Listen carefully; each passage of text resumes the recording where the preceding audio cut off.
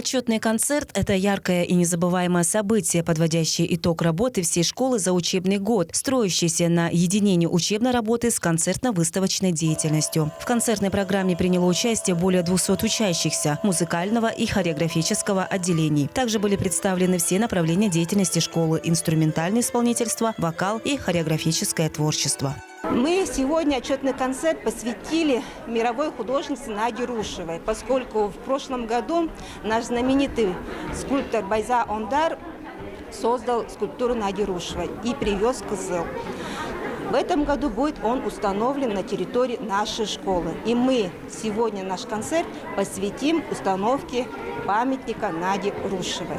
В фойе расположилась выставка учащихся и преподавателей художественного отделения, в которой были представлены лучшие работы, выполненные в разных техниках. А в уютном зале филармонии собралось большое количество зрителей, родителей и просто зрителей, которые пришли поддержать юные таланты. Родители признаются, что не жалеют, что отдали ребенка в ДШИ. Преимущество, скорее всего, опыт работы преподавателей, во-первых, и что могу сказать? И по знакомству мне посоветовали туда идти.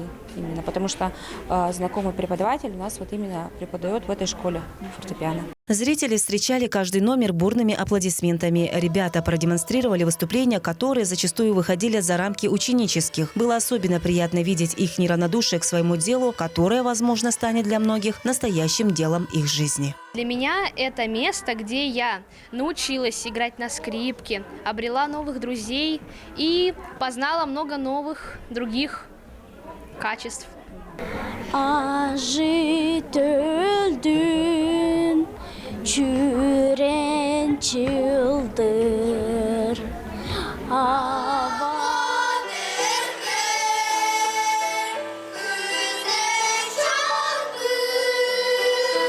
Преподаватели в очередной раз подтвердили высокий уровень своего профессионального мастерства. Любому из номеров можно было смело присвоить звание «Изюминка программы». Конечно, подобные концерты – это лишь вершина айсберга, которая держится на колоссальном труде педагогов.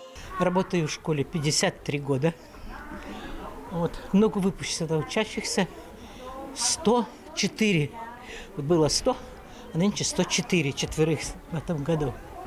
Меня учился 83-84 год Николай Басков. Почти 2 года учился.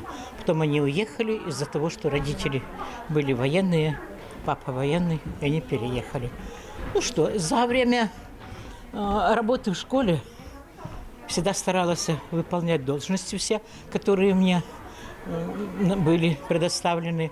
В результате слаженной работы благотворительный отчетный концерт удался. Это можно было увидеть по бурным и восторженным аплодисментам зрителей, одухотворенным лицам артистов и счастливым глазам преподавателей. На сцене творческие коллективы и солисты вновь подтвердили свое мастерство, профессионализм и грамотность педагогов, одаренность их талантливых учеников. Чинчик Кашпуков, Владимир Сюртук, Азамат Учур, телеканал Тува 24.